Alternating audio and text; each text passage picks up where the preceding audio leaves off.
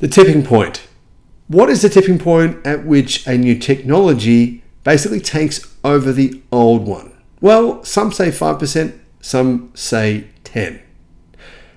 However, these predictions show that electric car sales in 2025 will absolutely rocket past the tipping point. And in fact, that by the end of 2025, it'll be essentially the end for internal combustion. Battery pack prices have already come down by so much that it's now said to be cheaper to make an electric car in China than a petrol one. If you look at battery pack replacement prices, it's cheaper for most EVs to replace an entire battery than an engine. Not that you would even need to do that. Now, if legacy automakers are looking at these numbers from S&P Mobility, the most respected, basically the most expected data crunchers in the world, then they should be absolutely petrified because they are still making a loss on electric cars, which is utterly insane.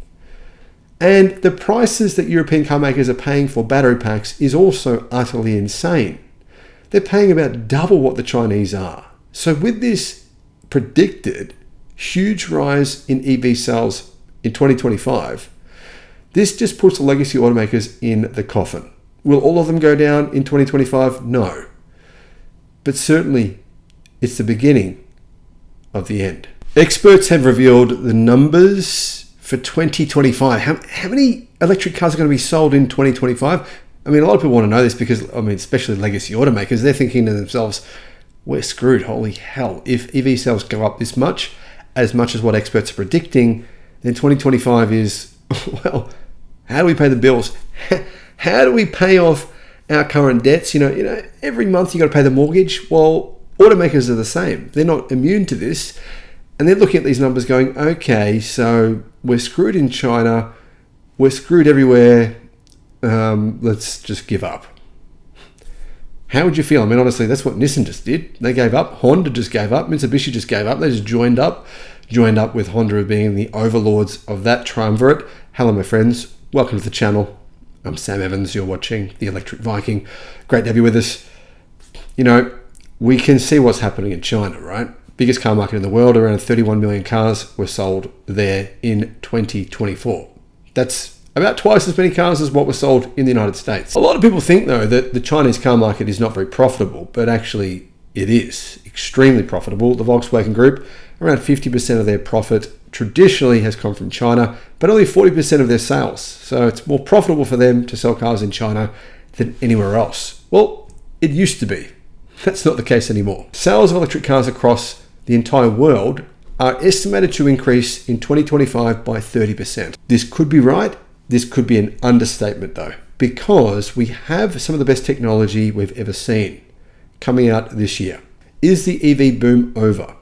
Well, not according to basically every respected industry analyst, to big investment banks. They're saying the average across the board is a 30% increase worldwide in 2025.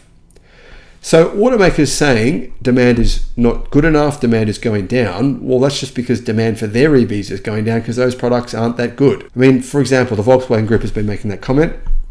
We all know why they've been making that comment. Guys, if you're new to the channel, if you're a new subscriber, welcome to the channel. Great to have you with us. Here's the news.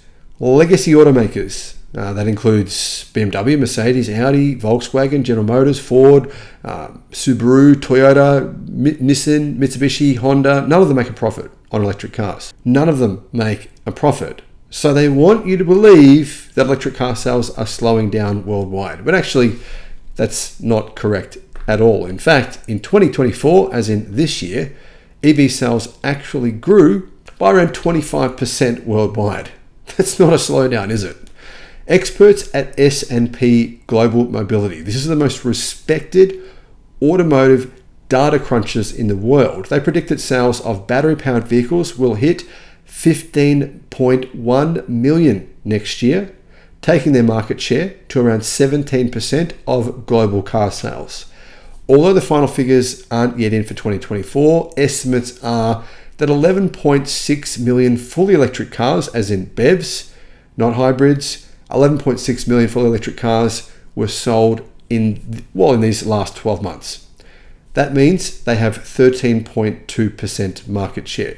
That is not including, though, plug-in hybrids. And plug-in hybrids, which, I mean, for example, a lot of people use them primarily just as an electric car. They don't use the engine. I know that's what I would do personally. I mean, for example, for Australians who have solar, why would you actually pay for gasoline? Sales of those vehicles increased pretty significantly as well. So if you put the two together, you're looking at 20% market share worldwide. So where are these sales going to grow? Well, growth will vary from region to region. Of course, we're going to see significant growth in China. The study says that growth will be influenced by many factors, including government policy, tariffs, incentives, the availability of charging infrastructure, how many chargers there are, how fast are those chargers, not to mention model availability. I mean, for example, in China, you'd have to be crazy to buy something like a Nissan Sylphy, right? That used to be the most popular car in China. It's a bucket of crap. I mean, compare that now to the best affordable EVs you can buy in China. It's like literally like comparing an old Nokia 3310 to an iPhone 16. The difference is astronomical. A look at the table below, or the table you can see here, shows how different EV demand is in different parts of the world. Electric cars are expected to account for only 7.5% of total sales in India, though to be fair, that is growth of 117%. And also to be fair, the Indian car market is not really that big in comparison to the biggest three car markets in the world, which are the United States, Europe, and of course China. In the US, EV sales are projected to grow next year by 36% to 11.2% of the market. Though that could depend on what happens with Donald Trump and Elon Musk being in charge of this, and they are, really, aren't they? That might have an effect, or it might not. I don't know, guys. I mean, let's be honest. You guys in America, you've got a lot of choice now. You've got a lot of different EVs that I think are really good cars with or without an EV incentive. But I do think if you reduce that EV incentive completely, it will have a negative effect. How negative? I don't know. What do you guys think? Let me know what you think, that if Trump cancels them out completely, how much effect do you think this will have on the EV market in America? Year-on-year change. Basically, S&P says that EV sales will grow by 43.4% in Europe to hit 20% market share. Now, why would this happen? Why would they grow by 43%? Well, there's one very good reason. Emissions numbers, right? Emissions targets, if they're not met by automakers in 2025, they're screwed. Guys, I don't think people realize just how screwed these companies are. The German automotive industry is already in crisis. The French automotive industry is already in crisis. The European automotive industry is already in a serious crisis. And all of a sudden, emission standards are going up to a point where these car manufacturers are nowhere near the numbers required for 2025. They will have to be buying every carbon credit they possibly can from Tesla in order to not be fined.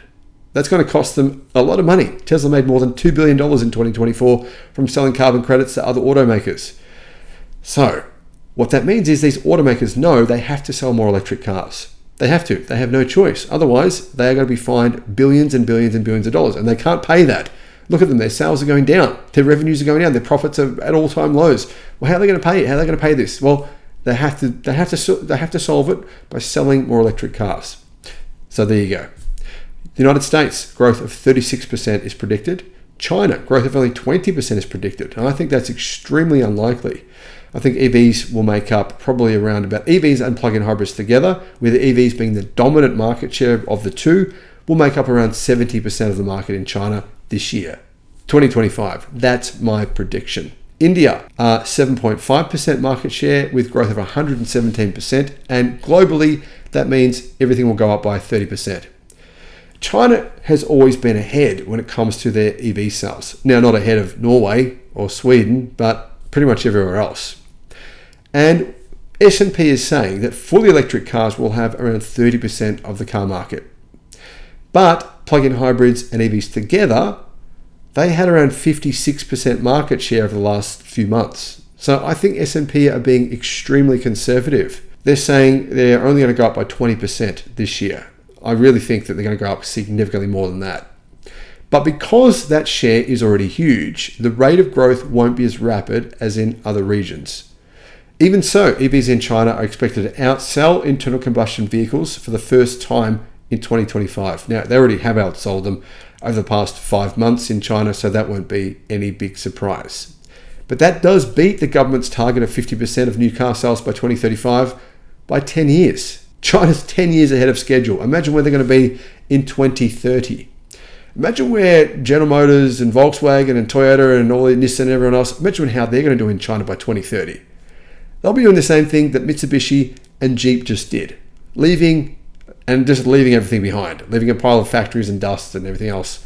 That's what they'll be doing. Here's what S&P said. China's EV juggernaut is unstoppable. An oversupply of models, better models coming, stiff competition and price wars will result in the demise of many car brands in the country. Now, if you think that the demise of car brands in China is just to, brands like Jeep and Mitsubishi and some of the other Chinese car brands that have gone bankrupt, well, you'd be wrong. For example, 30% of Porsche dealerships in China are being closed. 30%. I mean, who would have thought Porsche, right? Surely Porsche would be okay, but their sales went down by 42% in the last 3 months. Now, guys, if you're watching this and you're another YouTuber, don't make a parody video of this claiming sales data from 2023 because it makes you look like an idiot. This is 2024 here. This is up-to-date numbers. European, Japanese and US automakers who a few years ago used to dominate the world's biggest car market are already facing a steep decline in their sales as buyers turn to domestic brands. Xpeng has had record sales. Other car makers, Zeekr, record sales. Leapmotor, record sales numbers. In 2020, foreign cars accounted for 64% of new car sales, while in 2024, this share plunged to only 37%. BYD has made it their personal goal to eradicate legacy automakers from China. And, well, I think they're pretty well on the way to achieving that. Now, what about Germany? Well, as you know, the German automotive industry is in crisis. The Volkswagen Group will fire more than 35,000 staff. Porsche are saying that they'll have to fire a hell of a lot of staff as well. It's in the thousands. Mercedes-Benz has predicted they'll fire 15,000. But also, there's been more corporate bankruptcies over the past 12 months in Germany than any other time in the history of the country. The economic mood in Germany is incredibly dour.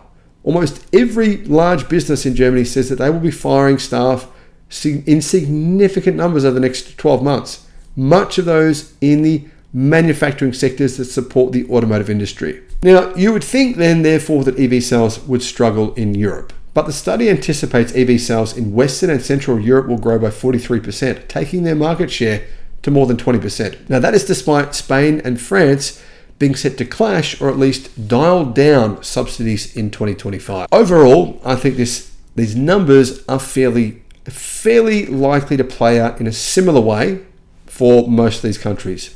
Sales might not go up by quite as much as that in Europe, but I think they'll increase by more than these numbers that S&P have shared in China.